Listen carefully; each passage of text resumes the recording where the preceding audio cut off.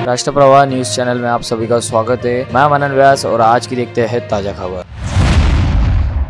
BJP सांसद नवनीत राणा को आज फिर से धमकी भरा पत्र मिला है, जिससे हड़कंप मच गया है। यह धमकी भरा पत्र भी हैदराबाद से भेजा गया। इस घटना के सामने आने के बाद पुलिस टीम शंकर नगर इलाके में नवनीत राणा के आवास पर पहुंची और जांच शुरू की। 3 दिन पहले मिले पत्र में नवनीत राणा को गैंग रेप की धमकी मिली थी। यह पत्र उनके घर पर स्पीड पोस्ट से प्राप्त हुआ था। इस मामले में नवनीत राणा के निजी सहायक विनोद गुहे ने राजापेट थाने में शिकायत दर्ज कराई है। मामले की जांच के लिए अमरावती पुलिस की एक टीम हैदराबाद पहुंच गई है और वहां जांच शुरू कर दी है। 3 दिन पहले पत्र भेजने वाले ने अपना नाम आमिर लिखा था। उन्होंने 10 करोड़ रुपए की फिरौती भी मांगी थी, साथ ही पाकिस्तान जिंदाबाद भी लिखा। पत्र में नवनीत राणा के बारे में कई आपत्तिजनक शब्दों का इस्तेमाल किया गया है। उनके पति रवि राणा के बारे में भी अभद्र बातें लिखी है। उसने यह भी धमकी दी कि मैं तुम्हारे घर के सामने गाय काटूंगा। नवनीत राणा को पहले भी धमकी मिल चुकी है। इससे पहले मार्च महीने में नवनीत राणा को जान से मारने की धमकी दी गई थी। उस वक्त व्हाट्सएप पर ऑडियो वीडियो भेजकर धमकी दी गई थी। इस वीडियो में उनके साथ दुर्व्यवहार भी किया गया। लोकसभा चुनाव में नवनीत राणा को अमरावती से उम्मीदवार बनाने के साथ ही बीजेपी ने उन्हें गुजरात में स्टार प्रचारक भी बनाया था। उस वक्त उन्होंने एक विवादित बयान दिया था। नवनीत राणा ने 8 मई को हैदराबाद में एक सभा में ओवैसी बंधुओं को चुनौती दी थी। अगर हैदराबाद में पुलिस 15 सेकंड के लिए भी पीछे हट जाए तो दोनों भाइयों को पता भी नहीं चलेगा कि वे कहां गए। राणा के बयान को 2013 में अकबरुद्दीन ओवैसी के भाषण के जवाब के तौर पर देखा जा रहा है।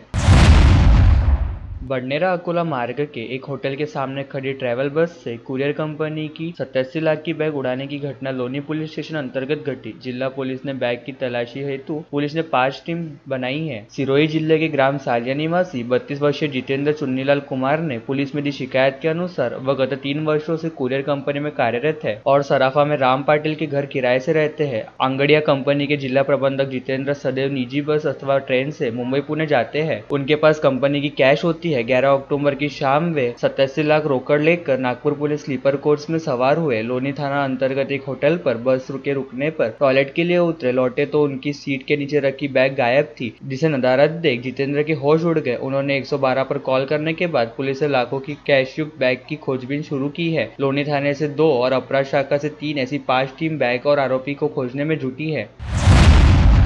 मुख्यमंत्री लाडली बहन योजना अंतर्गत जिले की 25,187 लाडली बहनों की राशि अभी भी आधार सीडिंग के कारण खाते में फंसी हुई है। महिलाएं पिछले 1 माह से केवाईसी आधार सीडिंग के लिए बैंकों में आवेदन कर चुकी है, लेकिन कई बार सर्वर डाउन होने से बैंकों में भ्रम की स्थिति पैदा हो रही है। लाडली बहन योजना में कई पात्र महिलाओं के बैंक खाते सीडिंग नहीं होने से दिक्कतें का सामना करना पड़ रहा है, इसलिए उनके खाते में जमा पैसे नहीं निकाले जा सकेंगे। महिलाओं को यह भी मैसेज आया है कि बैंक खाते में 7,500 रुपए जमा हो गए हैं, लेकिन सीडिंग नहीं होने के कारण महिला बैंकों में भीड़ लगा रही है और कई जगहों पर विवाद भी शुरू हो गया है। जिले में 6 लाख से अधिक महिलाएं पात्र हो गई है और योजना का लाभ उनके खातों में जा रहा है।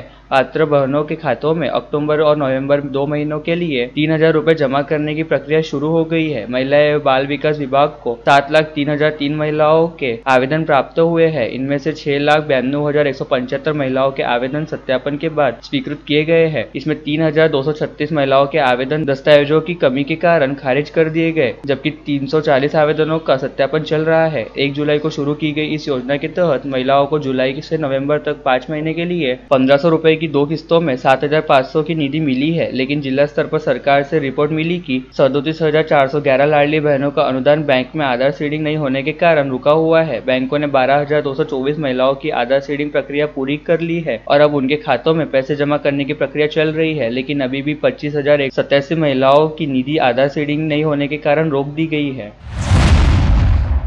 14 साल की लड़की को शराबी पिता ने पीटकर जान से मारने की धमकी देकर जबरन यौन संबंध बनाने की बाप बेटी के रिश्ते को कलंकित करने वाली घटना नागपुर के लकड़गंज पुलिस स्टेशन अंतर्गत घटी। पिछले 3 महीने से लड़की अपने पिता से यौन शोषण सह रही थी। आखिरकार मां को कहानी बताने के बाद मामला सुलझ गया। लकड़गंज पुलिस ने शिकायत के आधार पर पिता के खिलाफ मामला दर्ज किया। आरोपी किशन बेरोजगार है और अपनी पत्नी, बेटा और बेटी के साथ लकड़गंज पुलिस स्टेशन क्षेत्र में रहता है। वह पिछले 4 साल से बेरोजगार है और शराब का आदी है। किशन के काम पर नहीं जाने पर पत्नी प्राइवेट काम करके संसार की गाड़ी चलाती है। पिछले कुछ दिनों से शराबी किशन की अपनी बेटी पर बुरी नजर थी। पिछले 3 माह से वह उसे बाहों में लेकर अश्लील हरकतें कर रहा था। अब तुम बड़ी हो गई हो, इसलिए मैं तुम्हें लाड़ प्यार दे रहा हूँ, यह कहकर वह बार बार उसके पास आता रहा। बेटी ने अपने पिता की इस गंदी हरकत को नजरअंदाज कर दिया। लड़की नहाकर बाहर आई तो किशन ने उसे अपने सामने कपड़े बदलने के लिए मजबूर किया। कुछ दिन पहले पत्नी एक धार्मिक समारोह में रिश्तेदारी के यहाँ गई थी तो आधी रात के बाद पिता ने सो रही बच्ची के साथ दुष्कर्म किया। पिछले हफ्ते जब माँ काम से जल्दी घर आई तो बेटी यह कहकर रोने लगी कि उसका पेट दर्द कर रहा है। जब माँ ने उसे सख्ती से पूछताछ की तो बेटी ने माँ को सच्चाई बताई। गुस्से पत्नी ने पति से पूछने पर उसने कबूल किया और पुलिस के पास जाने पर जान से मारने की धमकी दी तो महिला ने कुछ रिश्तेदारों को घटना के बारे में बताया। रिश्तेदारों ने उसे हिम्मत दी तो वो बच्ची को लेकर थाने पहुंची। लकड़गंज पुलिस ने शिकायत के आधार पर मामला दर्ज किया। विभागीय लोकशाही दिन पर आज 12 मामलों पर चर्चा कर संबंधित विभाग को तदनुसार आवश्यक कार्रवाई करने के निर्देश उपायुक्त गजेंद्र बावने ने दिए। उपायुक्त बावने की अध्यक्षता में विभागीय लोकशाही दिन का आयोजन किया गया था। इसी मौके पर बोलते हुए बावने ने नागरिकों से प्राप्त आवेदन पर निर्धारित समय सीमा के भीतर कार्रवाई करने, संभागीय लोकशाही दिन के लिए प्राप्त प्रकरणों की रिपोर्ट संबंधित विभाग से समय पर प्राप्त करने तथा प्रकरणों का शीघ्र निस्तारण करने का हर संभव प्रयास करने के आदेश देते हुए निर्देश दिया कि संबंधित शिकायतकर्ताओं को की गई कार्रवाई के संबंध में लिखित पत्र के माध्यम से सूचित किया जाए। इस अवसर पर समाज कल्याण विभाग के क्षेत्रीय उपायुक्त सुनील वारे, सहायक आयुक्त वैशाली पात्रे सहित पुलिस, नगर निगम, राजस्व, सहकारिता, कृषि, जल संरक्षण और ऊर्जा विभाग के अधिकारी उपस्थित थे। शहर में टू व्हीलर चोरी की घटना आम है, लेकिन 4 चक्का गाड़ी भी चोरों के निशाने पर होने की पुष्टि देवी के दर्शन को आए भक्तों की टाटा एस गाड़ी चोरी जाने से होती है।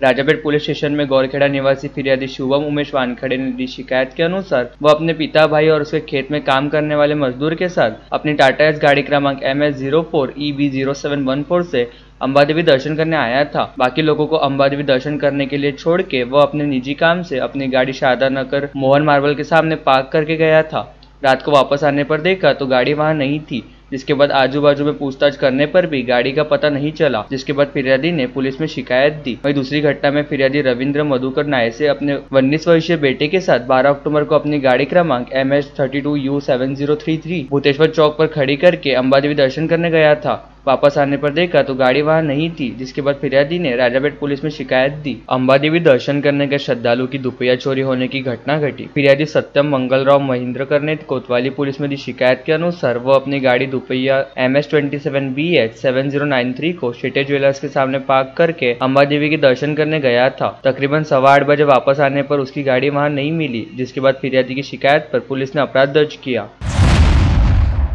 तिवसा से सातरगांव रोड पर हुई दुर्घटना में एक युवक की मृत्यु हो गई। तिवसा पुलिस स्टेशन में 40 वर्षीय सिद्धार्थ रामराव गवई ने दी शिकायत के अनुसार आरोपी रूपेश पुंसे ने उसके 32 वर्षीय मृतक भाव ससुर अमित अशोकराव काड़बांडे को अपनी दुपहिया क्रमांक MS27AJ7858 से पीछे से ठोस मार दी, जिसके चलते अमित की मौत हो गई और साथ ही में भांजा आर्यन जख्मी हो गया। फिरियादी की शिकायत पर पुलिस ने आरोपी रूपेश पुंसे के खिलाफ अपराध दर्ज किया। तेज गति से गाड़ी चला रहे युवक ने बैलबंडी को ठोस मारने से युवक की मौत हो गई। फिरियादी मंगेश उदेबान जी सिरसाम ने शेघाट पुलिस में दी शिकायत के अनुसार उसका छोटा भाई मृतक विनोद उदेबान सिरसाम अपनी गाड़ी क्रमांक MS27CL3137 बेजवाबदारी से चलाते हुए बैलबंडी को ठोस मार दी, जिसके चलते उसकी मृत्यु हो गई। फिरियादी की शिकायत पर पुलिस ने अपराध दर्ज किया।